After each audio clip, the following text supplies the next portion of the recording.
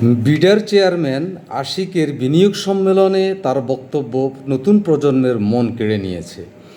এ নিয়ে টিনেজ ছাত্রছাত্রীরা ভীষণ প্রশংসা করতেছে তার। সত্যি কথা বলতে কি, আমি আগেও বিডা সম্পর্কে খুব বেশি অবগত ছিলাম না এবং আমি বুঝতাম না যে আসলে এটার ফাংশনটা কী। তার কারণ হলো ওই সম্মেলনে শুধুমাত্র এক ব্যক্তি কেন্দ্রিক বা রাষ্ট্রের প্রধানেরই শুধু প্রশংসা করা হতো, মূল বিষয়টা থাকতো আমাদের অগোচরেই। এই প্রথম আমরা বুঝতে পারলাম যে বিডা হচ্ছে একটা বিনিয়োগ সম্মেলন, অর্থাৎ বিশ্ব বিনিয়োগ করবে আমাদের দেশে, এর জন্য একটা সম্মেলন করা। উদাহরণস্বরূপ হিসাবে আমি আপনাকে বলি যে ধরুন আপনার একটি দোকানের মালিক, আপনার দোকানে অনেক রকমের পণ্য আছে।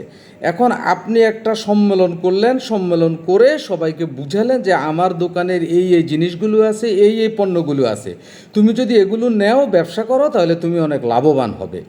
এখন তাৎক্ষণিকভাবে কেউ নিতে পারে কিংবা নাও নিতে পারে, কিন্তু আপনি যে তাকে বুঝাতে সক্ষম হয়েছেন, এটাই হচ্ছে আপনার সফলতা।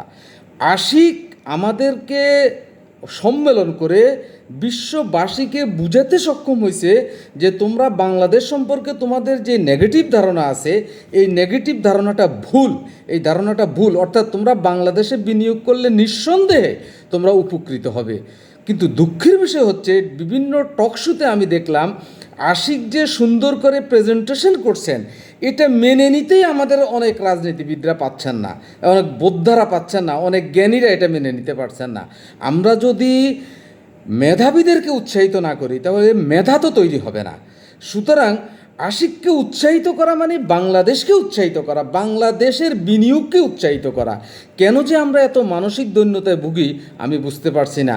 আমরা যদি এই মানসিক দৈন্যতায় ভুগতে থাকি তাহলে কোনোদিনই আমাদের রাষ্ট্রের উন্নতি হবে না। আশা করি যারা এই বিষয়গুলো নিয়ে টকশোতে কথা বলেন, আপনারা বিবেক বিবেচনা খরচ করে কথা বলবেন। ভালো থাকবেন। আল্লাহ হাফেজ।